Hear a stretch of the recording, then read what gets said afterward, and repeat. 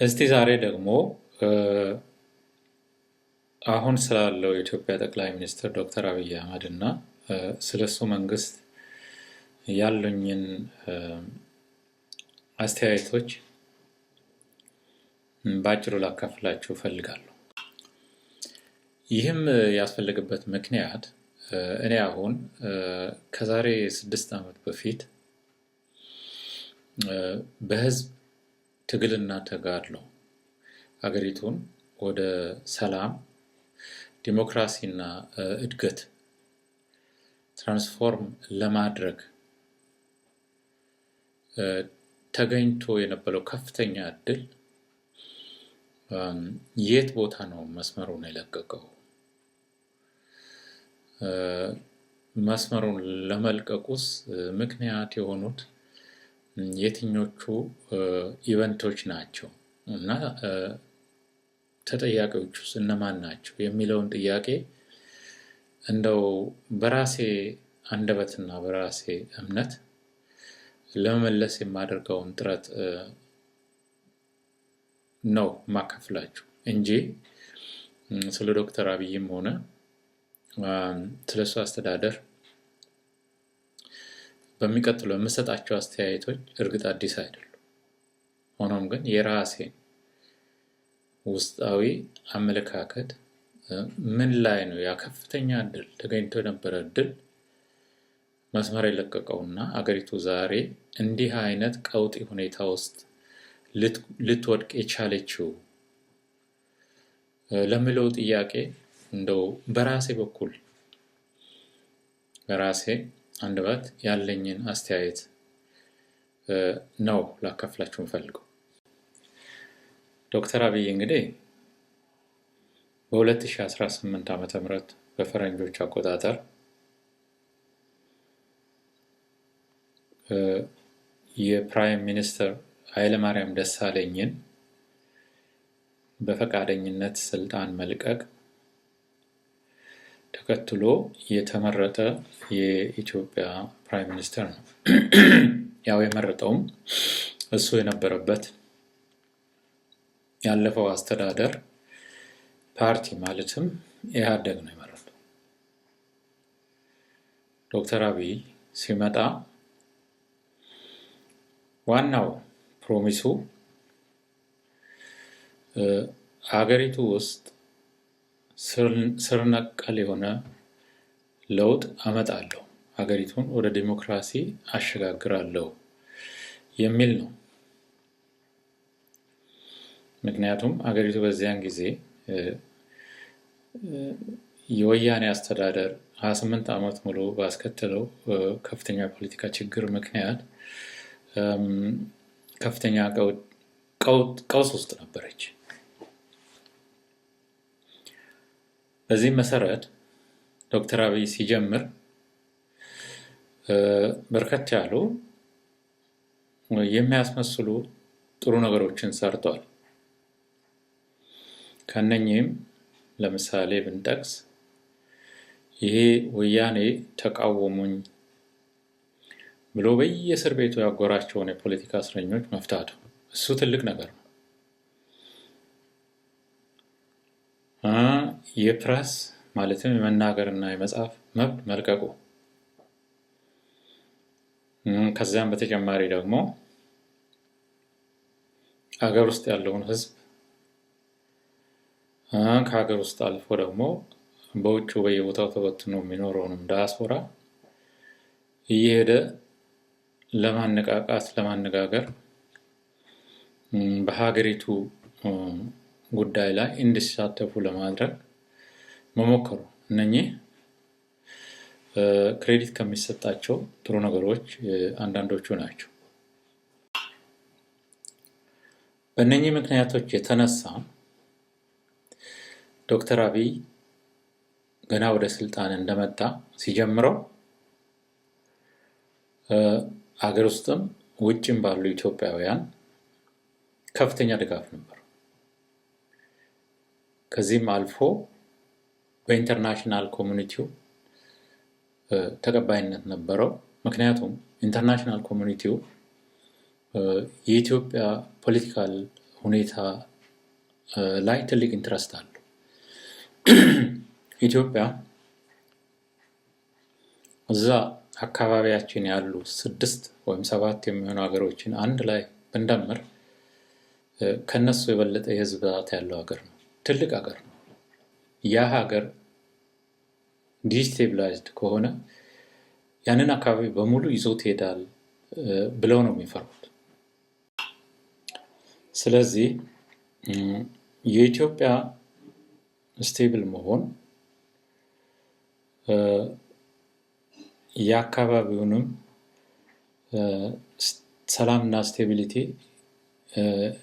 ያጠናክራል ብለው ስላመኑ ነው በዚያን ጊዜ ከመጀመሪያውም ጀምሮ ይደግፉት የነበረው። ሆኖም ግን እኔ በበኩሌ በዚያን ጊዜ ምንም እንኳን እነኚህ መጀመሪያ ባደረጋቸው ነገሮች እንደው ትንሽ ደስታ ቢሰማኝም ስኬፕቲካል ነበርኩ። ስኬፕቲካል ማለት እንግዲህ በመጠኑም ቢሆን ጥርጣሬና ፍርሃት ነበረ ልቤ ውስጥ። ይሄ ነገር የተቻኮለ ነው፣ እንዲህ እሱ ፕሮሚስ እንዳደረገው እንደሚለው እንደው በቀላሉ ሊሆን የሚችል አይደለም፣ አይመስለኝም እያልኩ ኮምፕሌን አደርግ ነበር። አብረውኝ ይጫወቱ የነበሩ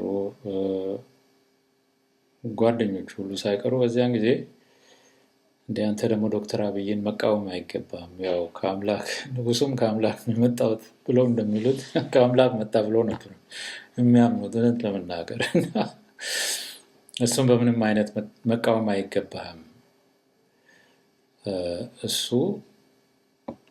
ኢትዮጵያን ማዳን የሚችል ሰው ነው ብለው ከልባቸው ነበር የሚያምኑት። በዛም የተነሳ ተቃውሞ ሁሉ ይደርስብኝ ነበር። እኔ ግን በበኩሌ እንዲህ እንድጠራጠር እና ስኬፕቲካል እንደሆን ያደረጉኝ ምክንያቶች አሉ። አንዱና ዋናው ምክንያት ዶክተር አብይ ያለፈው ስርዓት አካል ነው። ዶክተር አብይን ያሳደገው በወያኔ ዶሚናንስ ይመራ የነበረው ስርዓት ነው። ዶክተር አብይ እዛ ስርዓት ውስጥ የስርዓቱ አካል ከመሆኑም በላይ የስርዓቱ ኤሊት የነበረ ሰው። ዶክተር አብይ የተለያዩ ከፍተኛ ቦታዎች ላይ ተሳትፎ የሰራ ሰው ነው። ለምሳሌ ያህል ኤንዛ የሚባል አሜሪካኖች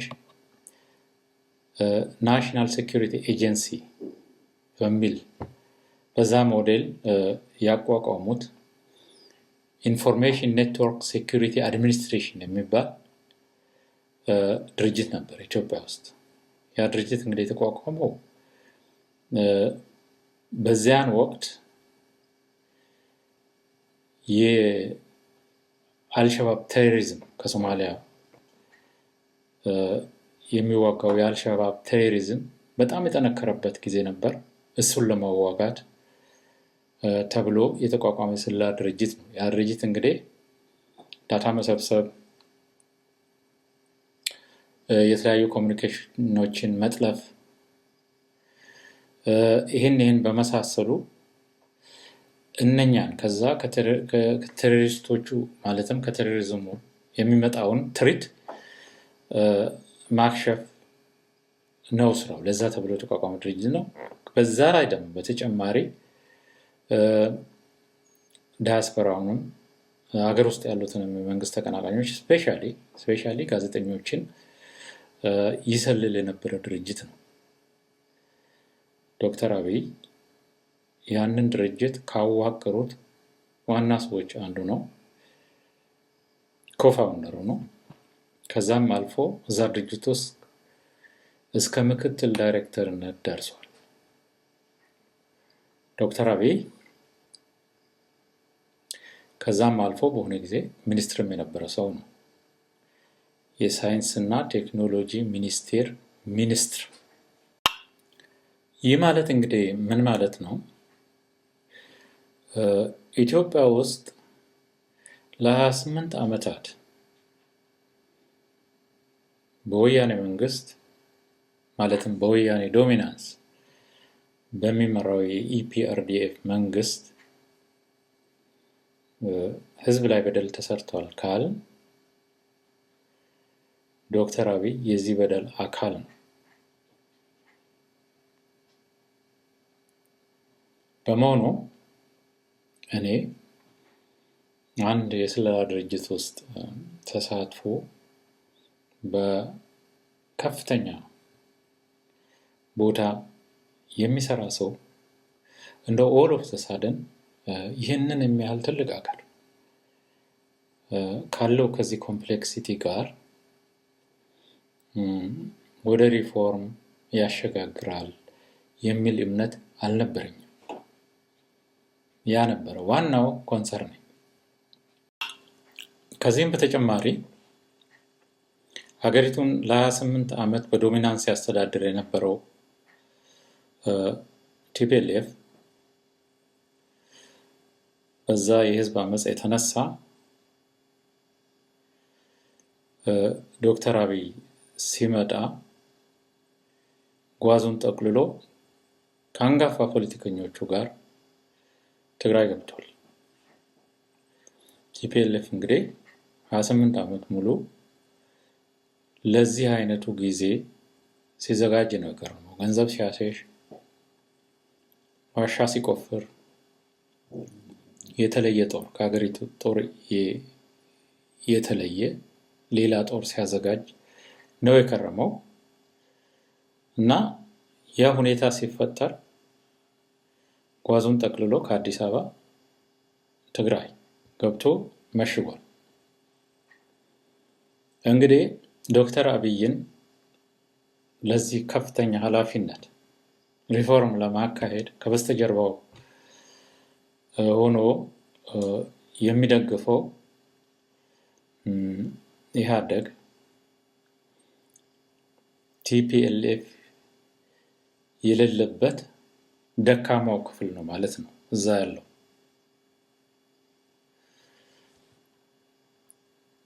ያን በመሆኑ ያንን ያለ ድርጅት እንዳለ ይዞ ምንም ሳይቀየር ፍሬሽ ማይንድ ሳይጨመርበት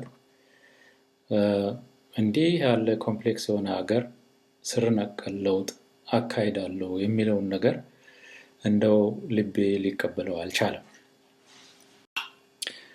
እንግዲህ ይህንን ካልኩ እንደው አንዳንድ በእኔ ግምት ከሱ መነሳት በኋላ ተሰሩ የምላቸውን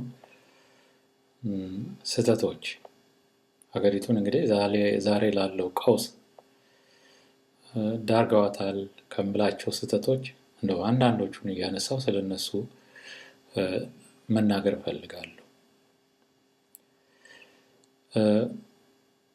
አንዱና ትልቁ ስህተት ነው ብዬ የምገምተው ዶክተር አብይ የሰራው ይሄ የኤርትራ ጉዳይ ነው።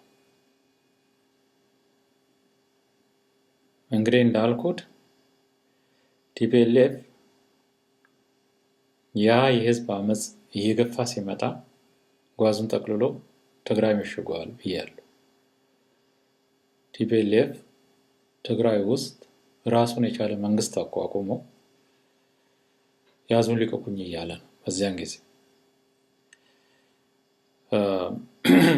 ሙሉ ለሙሉ ከኢትዮጵያ መንግስት ቁጥጥር ውጭ ነበር። በአንድ ሀገር በኢትዮጵያ ባጀት እየተዳደረ ማለት ነው። ቲፒኤልኤፍ እዛ ያለውን ትልቁን የኢትዮጵያ ጦር የሰሜንን ጦር ኦልሞስት ፕራክቲካሊ ቴዎሬቲካሊ ያው የኢትዮጵያ መሀል ያለው መንግስት አብይ አህመድም ቢሆን የሚቆጣጠረው ፕራክቲካሊ ቲፒኤልኤፍ ነበር ያንን ጦር የሚቆጣጠረው ራሱ ካለው የቲፒኤልኤፍ ጦር በተለየ መልኩ ማለትም በተጨማሪ ያ ሲቹዌሽን ነው ያለው እዛ። እንግዲህ በዛ መሃል ዶክተር አብይ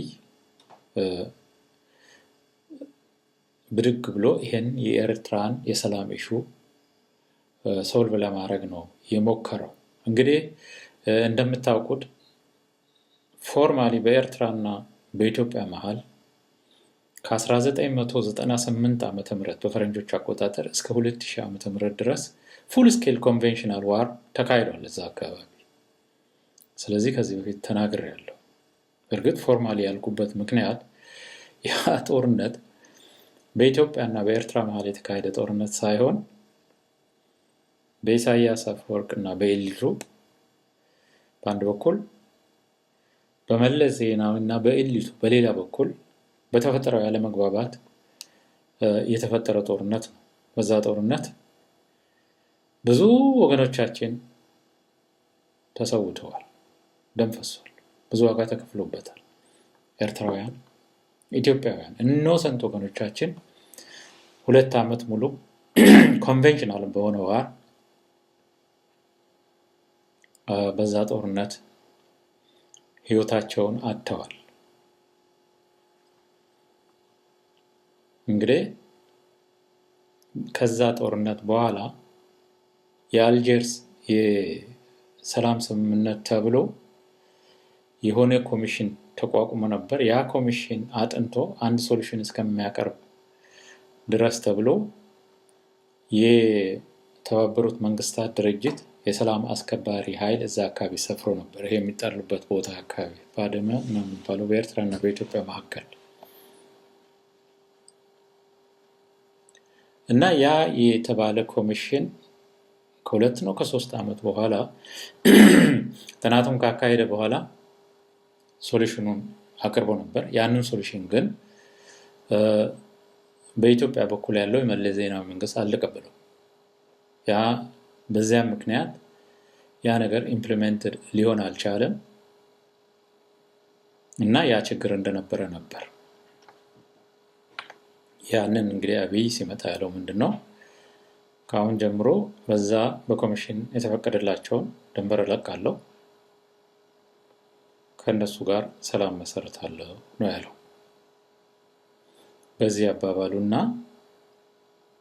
ይሄ ባለው መጀመሪያ ሲነሳ በገባው ፕሮሚስ ሪፎርም በሚለው ነገር እስረኛ በመፍታቱ ፕሬስ በመልቀቁ በእነኛ አይነቶቹ ፖዚቲቭ ነገሮች ኢምፕረስድ በመሆኑ ነው ኢንተርናሽናል ኮሚኒቲው የኖቤል ፒስ ፕራይዝ የሰጠው። በኋላ ግን ታይቷል አብይ ያ ፒስ ፕራይዝ እንደማይገባው። ያ ነገር እንግዲህ ሀገር ውስጥ ማለትም ያንን ካለ በኋላ ኢሳያስ አፈወርቅን ኢትዮጵያ እየጋበዘ ፋብሪካ ያሳይ ነበር፣ ድግሶች ይካሄዱ ነበር እዛ አዳራሽ ውስጥ። ህዝቡም ሆነን ለመናገር ሆ ብሎ ነው የተቀበለው ጥሩ ነገር በመሆኑ። ያ ነገር እጅግ የሚያስደስት ነገር ነው። ሆኖም ግን ብዙ ደም ፈሶበታል፣ ጥንቃቄ ያስፈልገዋል። እሱ ያንን ነገር እንደዛ አቅልሎ ነው ያየው። ይሄ ሰላም ማለቱ ሰውም ህዝቡም ሆ ብሎ መነሳቱ ማንንም ሰርፕራይዝ አያደርግም። ምክንያቱም ያ ጦርነት በሁለቱ ህዝቦች መካከል የነበረ ጦርነት አልነበረም። ያ ህዝብ ለዘመናት አብሮ የኖረ ህዝብ ነው። በፖለቲከኞቹ መካከል የነበረ ያለመግባባት ነው። ያን በመሆኑ ህዝቡ ተቀብሎታል። መሰረታዊ ኮንሴፕቱም አይዲያው ትክክል ነው። ማንም ያንን ነገር ትክክል አይደለም ብሎ የሚክድ ሰው የለም። ግን ጥንቃቄ ያስፈልገው ነበር። ምክንያቱም ያን ጦርነት የጀመረው ፕሬዝዳንት ኢሳያስ አፈወርቅ ነው። ማለትም ያው የኤርትራው ክፍል ነው የጀመረው። ትግራይ ነው የተወረረው በዛን ጊዜ 1998 ዓመተ ምህረት ትዝ እንደሚለኝ። በዛ ወረራ የተነሳ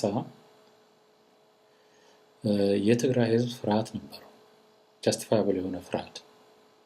ከዛም አልፎ ይሄ ሀገር ዘርፎ ከመሃል ሀገር ከአዲስ አበባ ሸሽተው ትግራይ የመሸጉ አንጋፋ የቲፒኤልኤፍ ፖለቲከኞችም ከፍተኛ ፍርሃት ነበራቸው፣ መልሶ ይወረናል የሚል። ይህ ማለት እንግዲህ ምን ማለት ነው? ምንም እንኳን ቤዚክ አይዲያው ከኤርትራ ጋር ሰላም እንፍጠር ማለቱ ህዝብ የሚፈልገውና ሙሉ ለሙሉ ትክክለኛ ቢሆንም ያንን ነገር ዘላቂነት የሚያሳጡና የሚያደናቅፉ ከዛ በፊት ሊፈቱ የሚገባቸው ችግሮች ነበሩ። እነኚህ ችግሮች ላይ መተኮር ነበረበት።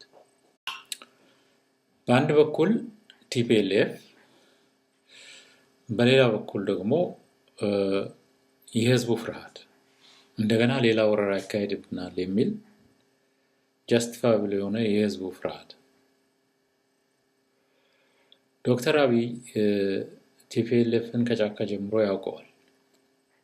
የቲፒኤልኤፍ መንግስት ውስጥ ያው ኢህአዴግ ቢባልም ዋናው ዶሚናንቱ ቲፒኤልኤፍ ነበር። ከዚህ በፊት እንደገለጽኩት ለብዙ ዓመታት አብሮ ሰርቷል እና ለቲፒኤልኤፍ ስራዎችና ሁኔታዎች አዲስ አይደለም። በአንድ በኩሉ ሀገሪቱን ሪፎርም አደርጋለሁ፣ ስር ነቀል ለውጥ አካሂዳለሁ እያለ፣ በሌላ በኩል ግን እንደዛ አይነት አስቸጋሪ እና ጠንካራ ድርጅት ከነ ሙሉ ትጥቁ ካለው በጀት ጋር ከሁሉ ነገር ድርግርግ ብሎ ትግራይ ገብቶ አንድ ሌላ መንግስት መስርቶ ፕሮፓጋንዳ ሲነዛ ዝም ብሎ ማየቱ መጀመሪያ አካባቢ ራሱ በጣም ትልቅ ስህተት ነው በእኔ ግምት። አቶ ኃይለማርያም ደሳለኝም በነበረው የ5 ዓመት የስልጣን ጊዜ ይህንን ነገር ሳያስብበት ቀርቶ አይደለም። ያንን ነገር ግን አልሞከረውም። ምክንያቱም ኃይለማርያም ደሳለኝን ከበስተጀርባው ሆኖ ይመራው የነበረ ቲፒኤልኤፍ ነበር። ያለ ቲፒኤልኤፍ አፕሩቫል ኃይለማርያም ደሳለኝ የዛን የሰላም ሁኔታ ዘላቂ በሆነ መልኩ ሊያካሂድ አይችልም። ያንን በማወቁ ነው ያንን ኢሹ ያልነካው። እኔ ሊለፈለኩት እንግዲህ ባጭሩ ዶክተር አብይ ከማንኛውም ነገር መጀመሪያ ፓርቲኩላርሊ ይሄ የኤርትራን የሰላም ጉዳይ ከማንሳቱ በፊት ከቲፒኤልኤፍ ጋር የነበረውን ችግር ለመፍታት መሞከር ነበረበት። ይህንን ችግር ለመፍታት የሚሞክርባቸው መንገዶች ብዙ አይደሉም። ሆኖም ግን ኦፕሽኖች ነበሩ። እዛም ቲፒኤልኤፍም ውስጥ አንጋፋ የሆኑ የቲፒኤልኤፍ ፖለቲከኞች እርግጥ ቁጥራቸው ማይኖሪቲም ቢሆን ሪፎርም ደጋፊዎች ነበሩ። በኢትዮጵያዊነታቸው የሚያምኑ ሀገሪቱ ወደ ሰላምና ዲሞክራሲ እንድትሸጋገር የሚፈልጉ ከልባቸው ሪፎርም ፈላጊዎች ነበሩ። ማለትም የዶክተር አብይን ክሌም የሚደግፉ። አንዱ እንግዲህ ይሄንን በሱና በቲፒኤልኤፍ መካከል ቀስ በቀስ እያደገ የመጣ ችግር የሚፈታበት መንገድ እነኚህን ሰዎች ወደ ራስ አስገብቶ የሪፎርሙ አካል በማድረግ እና ተሳታፊ በማድረግ ከነሱ ጋር ለችግሩ አንድ መፍትሄ በመፈለግ። ምክንያቱም እነኚህ ሰዎች ለብዙ ዘመናት ቲፒኤልኤፍ ውስጥ ስለነበሩና ያው መስዋዕትነት ከፍለው ከጫካ ጀምሮ ድርጅቱን አብረው ስላሳደጉ ህዝቡም ያምናቸዋል። ማለትም የትግራይ ህዝብ የሚያምነው ሰው ቢኖር ያው እንደነኛ አይነቶቹን ሰዎች ነው። ስለዚህ በእነሱ አማካኝነት ህዝቡንም ሪያሹር ማድረግ ይቻላል። ይሄ አንዱ ኦፕሽን ነው። ሁለተኛው ሊሞከርበት የሚችለው ኦፕሽን በኢንተርናሽናል ዲፕሎማሲ፣ ማለትም ዶክተር አብይ እንደመጣ ሪፎርም ሲል እንዳልኩት የኢትዮጵያን ወደ ዲሞክራሲ ትራንስፎርም መሆን ኢንተርናሽናል ኮሚኒቲው ይፈልጋል። ምክንያቱም ኢትዮጵያ ስቴብል ካልሆነ አካባቢ በሙሉ ዲስቴብላይዝድ ይሆናል የሚል ፍርሃት ስላለ ነው በኔ ግምት። ስለዚህ በዛ የዲፕሎማሲ መስክና መንገድ አትሊስት እንደው በእውነተኛ መልኩ ከልብ መሞከር ነበረበት። ይህን ስል እርግጥ እነኚህ ነገሮች ተሞክረው ቢሆን ሙሉ ለሙሉ ይሳካሉ ለማለት አይደለም። ቲፒኤልኤፍ በጣም ጠንካራ ድርጅት ነው። ቲፒኤልኤፍ የዚህ አይነቱን ሪፎርም ማለትም ማጆሪቲው የሚፈልግ አይደለም። ሁለተኛ ነገር ደግሞ ትግራይ ተሰደው ከመሸጉትም አብዛኛዎቹ አካውንታቢሊቲ ካለ ኢትዮጵያ ውስጥ ሪፎርም ተካሂዶ ዲሞክራሲ ሰፍኖ ጀስቲስ ከተፈጠረ አካውንታብል ይሆናሉ። ያንን ይፈራሉ። ያንንም ስለሚፈሩ ሪፎርም የሚባል ነገር አይፈልጉም። ስለዚህ ይህንን ሙከራ ሞስት ፕሮባብሊ ሊያደናቅፉት ይችሉ ይሆናል። የትግራይ ህዝብ የቲፒኤልኤፍ ሆስቴጅ ነው። ብዙውን ጠልፈው ይዘውታል። ምናልባት ህዝቡም ሌላው ክፍል ለሪአሹራንስ የሚያቀርበውን አይዲያ እንዳይቀበል ሊያደርግም ይችላል። ሆኖም ግን ይሄ ችግር ዋናውና ወሳኙ ችግር ስለሆነ ማለትም በቲፒኤልኤፍ እና በሪፎርም ፈላጊው የዶክተር አብይ መንግስት መሃል የነበረው ቅራኔ ለዛ ሪፎርም መሳካት ወሳኙ ስለነበረ ልባዊ በሆነ መልኩ መሞከር ነበረበት። ያ ተሞክሮ ቢሆን በኋላ የሚመጣውንም ነገር ያው እንግዲህ ሄዶ ወደ ጦርነት ውስጥ ነው የተወደቀው፣ ሙሉ ለሙሉ ጀስቲፋይ ማድረግ ይቻል ነበር። ያን አላረገም። በዛ ምትክ የተደረገው ምንድነው? በአገር ሽማግሌዎች እና በተለያዩ ሰዎች ለማነጋገር ነው የተሞከረው። ደብረጽዮንን በሀገር ሽማግሌ ማነጋገር አይቻልም። በጣም አክራሪ ሰው ነው። ከመጀመሪያው ጀምሮ እጅግ በጣም አክራሪ ሰው ነው እና ከእንዲህ አይነቱ ሰው ጋራ በእነ ኃይሌ ገብረስላሴ አማካይነት ተነጋግሮ እንደዛ ኮምፕሌክስ ለሆነ ችግር መፍትሄ ይገኛል ማለት ዘበት ነው። ያው የታየውም ያ ነው። ዶክተር አብይ ወያኔን ከሚፈልገው በላይ ነው አንደርማይን ያደረገው። ዶክተር አብይ ወያኔ ይህን እሱ ያሰበውን የሪፎርም ሁኔታ ዜሮ የሚያገባ ድርጅት መሆኑን ሙሉ ለሙሉ መረዳት ነበረበት። እንዳልኩት ከነሱ ጋር ብዙ ዓመት የሰራ ሰው ነው፣ ሲሰራ የከረመ ሰው ነው። እንግዲህ ሄዶ ይሄ የኤርትራው የሰላም ጉዳይ ያመጣው ነገር ምንድነው? በሱና በቲፒኤልኤፍ መካከል ያለው ቅራኔ እየሰፋ ነው የመጣው። ቴንሽኑ እየጠነከረ ነው የመጣው። ይህንን በመረዳቱ ዶክተር አብይ እንግዲህ የሚያግዙትን ሰዎች ነው መፈለግ ጀምረው። አንዱም የኤርትራው ፕሬዚደንት ኢሳያስ ሁሉ ነገሩ በእጁ ነው። እስከ አፍንጫው ታጥቋል። ጦሩ በእጁ ነው። ሌላው የሶማሌ መንግስት፣ ሀገር ውስጥ ደግሞ ፋኖና የአማራ ሚሊሻ። የአማራው ህዝብ 28 ዓመት ሙሉ በወያኔ ተመቷል። አማራ ሀገር የሚኖረውን ብቻ ሳይሆን ከአማራ ሀገር ውጭ የሚኖረው ነፍጠኛ እየተባለ ንብረቱ ተዘርፏል፣ ተጨፍጭፏል። ከአካባቢው ከተወለደበት ካደገበት ከሚኖርበት ተሰዷል። ይሄ ግን አለ። አማራው አጋጣሚ ጊዜ ነበር የሚጠብቀው። ያ ሁኔታ ሲፈጠር ያው የዶክተር አብይ ደጋፊ ነበር። የአማራው ሚሊሻ ፋኖ። ቲፒኤልኤፍ ደግሞ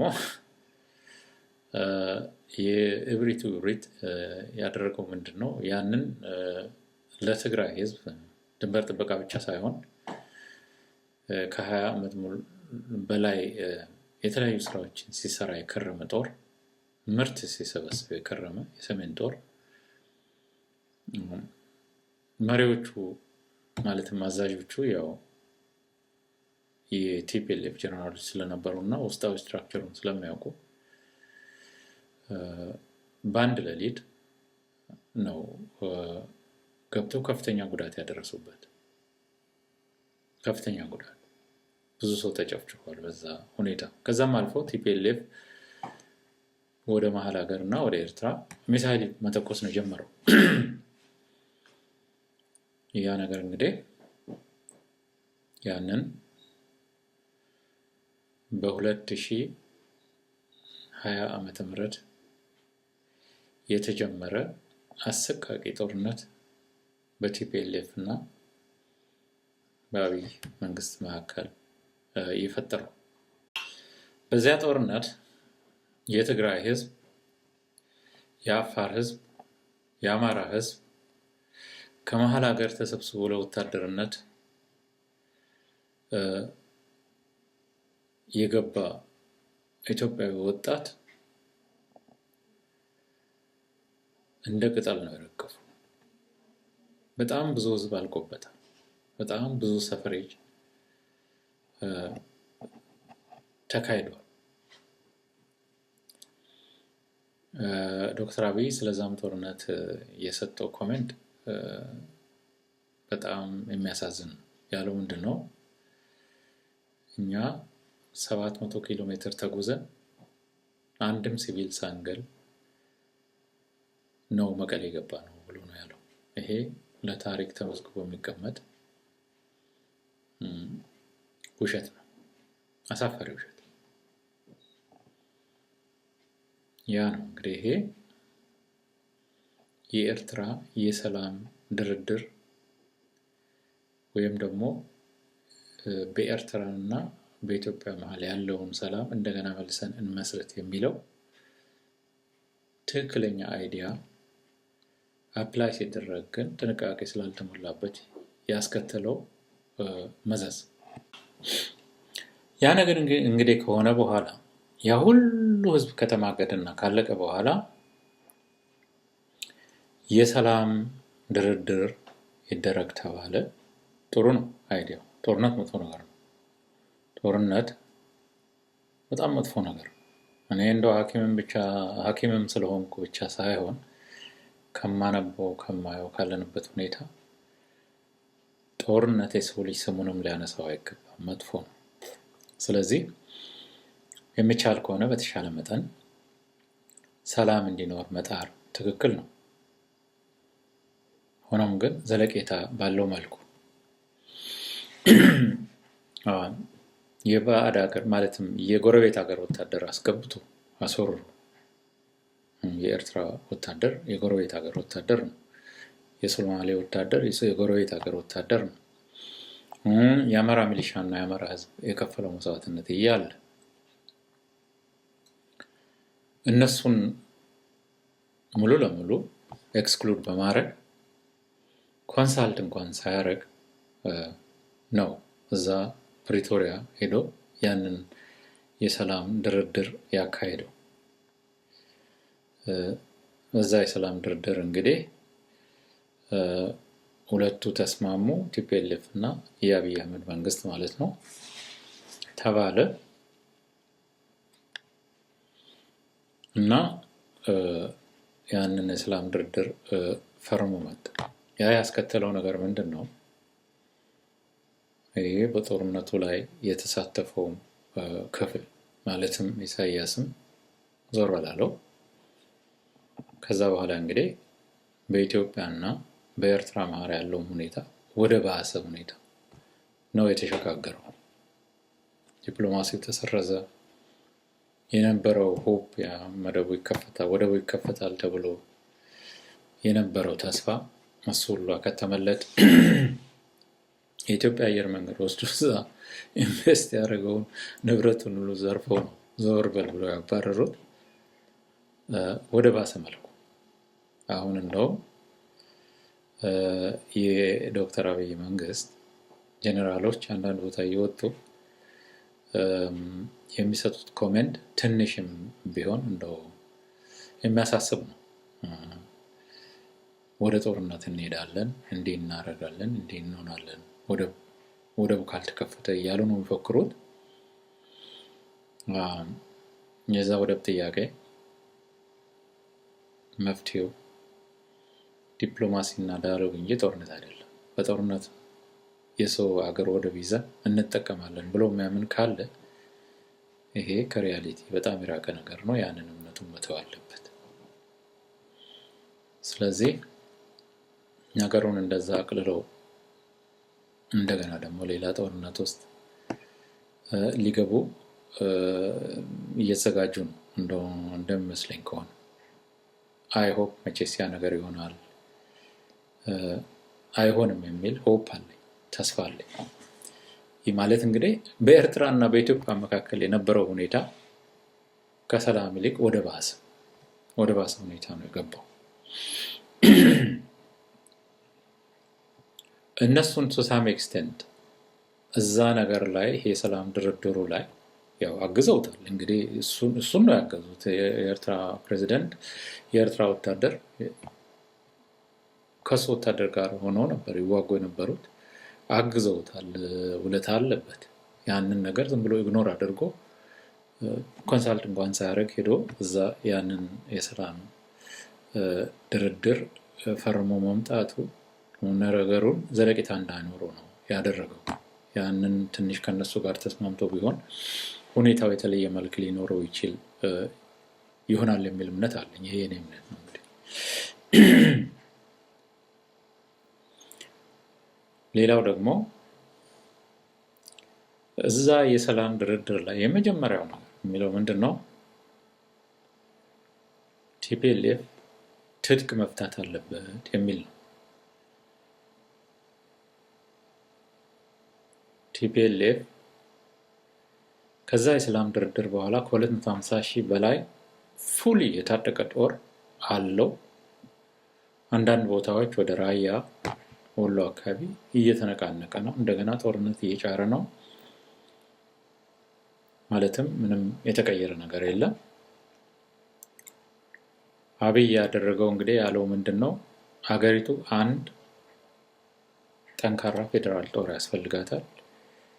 ስለዚህ ይሄ በየቦታው ያለው ኦሮሚያ ውስጥ፣ ሶማሌ ውስጥ፣ አማራ ውስጥ የተደራጀው በዛ በወያኔ መንግስት የተቋቋመው ስፔሻል ፎርስ የሚባለው ትጥቅ ማስረከብ አለበት ነው ያለው። ይሄም መሰረታዊ አይዲያው ትክክል ነው። እኔ ከዚህ በፊት ተናግሬያለሁ። አንድ ስቴት ኢትዮጵያን የሚያህል ትልቅ ኮምፕሊኬትድ የሆነ ሀገር አስተዳድራለሁ የሚል ስቴት የፓወር ሞኖፖሉ በእጁ መሆን አለበት። ያ ካልሆነ በሀገሪቱ ውስጥ ያለውን ማስፈጸም የሚገባውን ነገር ሁሉ ማስፈጸም አይችልም። በዚህም መሰረት ለሀገሪቱ ስጋት ይሆናሉ ብሎ የሚያምንባቸው ማለትም እንደዛ ብሎ ካመነ ይሄ በየቦታው የታጠቁ ስፔሻል ፎርሶችን ትጥቅ ማስፈታት መብት አለው። ያ ግን እንደገና በዚህ ጦርነት ጊዜ በዚህ በጣም የደፈረሰ ጊዜ ትልቅ ጥንቃቄ የሚያስፈልገው ነገር ነው። ትራስትፉል በሆነ ህዝብ በሚያምነው መልኩ መንገድ ነው መሆን ያለበት። እሱ ያደረገው ምንድነው? የመጀመሪያው የአማራ ሚሊሻና ፋኖ ነው ትጥቅ መፍታት ያለበት ብሎ ነው ያለው። የአማራ ፋኖና የአማራ ህዝብ ተማግዶ ነው ከዛ ጦርነት ያዳነው። ይሄ ትልቅ ውለታ አለበት። የአማራ ፋኖና የአማራ ህዝብ ትልቅ መስዋዕትነት ከፍሏል እዛ ጦርነት ላይ እና ለማንም ሰው የሚገባ አይደለም። እንዴት በእነሱ የሚፈሩት እጅግ ጠንካራ ጦር ከ250,000 በላይ የታጠቀ ጦር አጠገባቸው ትግራይ ውስጥ ወያኔ እያለ ይሄ በእነሱ መሀል ያለው የድንበር ኮንፍሊክት ወልቃይት አካባቢ ያለው ሁኔታ ሳይፈታ ዘሎ ሄዶ እነሱ ትጥቅ ፍቱ ማለቱ ማንንም ሰው ሰስፒሸስ ነው ያደረገው። እንግዲህ የአማራም ህዝብ ከዛ በኋላ የነበረውን እሱ ላይ የነበረውን እምነት ሙሉ ለሙሉ ነው የተወው። ፋኖም ያው ወደደም ጠላም ያው ጫካ ለመግባት ነው የተገደደው። ከዛ በኋላ የተፈጠረው ሁኔታ እንግዲህ ለማንም መናገር አያስፈልግም። እጅግ የሚያሳዝን ሁኔታ ነው ያለው። ይህንን ሙሉ ለሙሉ ያልተሳካ የኤርትራ የሰላም ጉዳይ በዚህ እናቁመውና ከዚህ በተጨማሪ ከዶክተር አብይ መነሳት በኋላ አገሪቱን ለከፍተኛ ቀውስ ዳርገዋታል ብዬ ስለማምንባቸው አንዳንድ ተጨማሪ ፖይንቶች ያሉኝን ኮሜንቶች በሚቀጥለው አካፍላችኋለሁ። ቴንክ ዩ